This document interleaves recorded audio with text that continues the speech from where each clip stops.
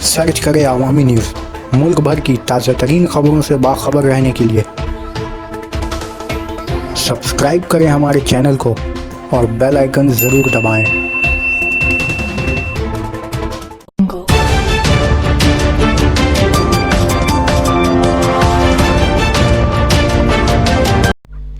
Kolkata police के साबिक commissioner Rajiv Kumar ने फिर मोहलत तलब करी।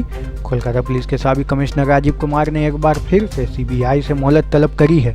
सीबीआई ने अपने कोलकाता दफ्तर सीजीओ कॉम्प्लेक्स आने की हिदायत दी थी, मगर आज दिन के करीब 11 बजे सीआईडी के एक एहलकार ने राजीव कुमार की जानिब से एक ख़त वहां दी, जिसमें राजीव कुमार ने मज़ीद मोहलत मांगी है।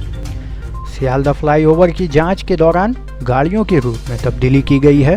मरकज़ी कोलकाता का मसरूफ़ तरीन सियालदा फ्लाईओवर की मजबूती जांचने में जुटी इंजीनियरिंग टीम ने फ्लाईओवर को इतवार तक के लिए बंद कर दिया है। बीजेपी के रकुन पार्लियामेंट रूपा गांगुली के बेटे ने कार से क्लब की दीवार पर मारी टक्कर, गिरफ्तार।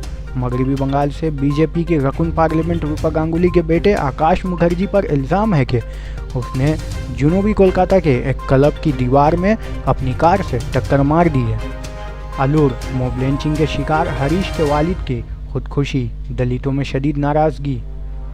राजस्थान के वज़ीर आला अशोक गहलोत गुज़श्ता 3 रोज़ से पहलू खान मामला में दोबारा अदालत में अपील करने की बात कर रहे हैं और उसी दरमियान अलूर के एक दूसरी मॉब लिंचिंग मामला पर हंगामा शुरू हो गया। 17 जुलाई को हरीश जाटू नाम के एक दलित शख्स को मॉब लिंचिंग का शिकार बना दिया गया।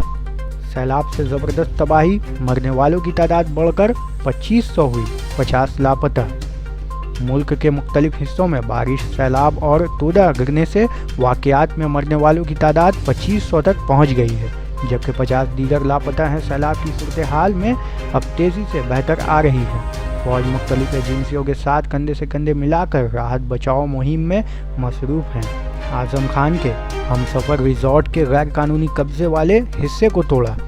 उत्तर प्रदेश के रामपुर से समाजवादी पार्टी के रहनुमा आज़म खान के गैर कानूनी तामीर वाले ज़िला इंतज़ामिया ने कार्रवाई की है।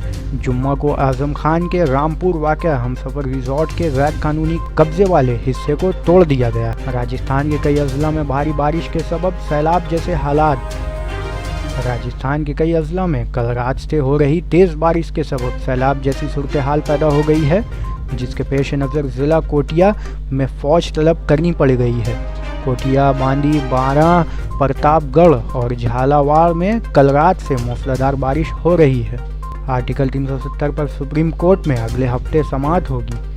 दफ़ा 370 पर सुप्रीम कोर्ट में अब अगले हफ्ते समाअत होगी। अदालत ने अर्ज़दाश्त गुज़ारों को तरमीम शुदा अर्ज़दाश्त दाखिल करने की हिदायत दी है। समाअत के दौरान chief justice of India justice Ranjan Gogoi ने सवाल किया है कि ये किस तरह की अर्जी है।